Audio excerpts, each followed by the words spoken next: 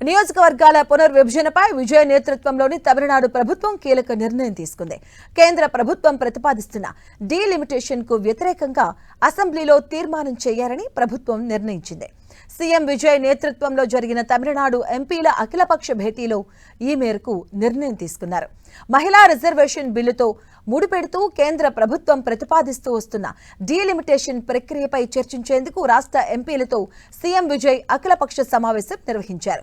ఈ సమావేశాన్ని ప్రధాన ప్రతిపక్షమైనటువంటి డీఎంకే, అన్నా డీఎంకే, పీఎంకే, ఎండీఎంకే బహిష్కరించాయి. అధికార టీవీకే, కూటమికి చెందిన Congress, VCK, CPI, CPM, MDMK, IUML పార్టీల ప్రతినిధులు మాత్రమే ఈ సమావేశంలో పాల్గొన్నారు.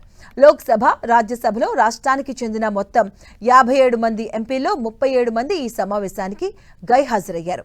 రాబోయే 40 నుంచి 50 ఏళ్ల వరకు ప్రజాప్రతినిధుల స్థానాల్లో ఎలాంటి మార్పులు చేయవద్దని, ప్రస్తుతం ఉన్న లోక్సభ స్థానాల సంఖ్యను అలాగే కొనసాగించాలని ఈ సమావేశంలో ఏకగ్రీవంగా నిర్ణయించారు.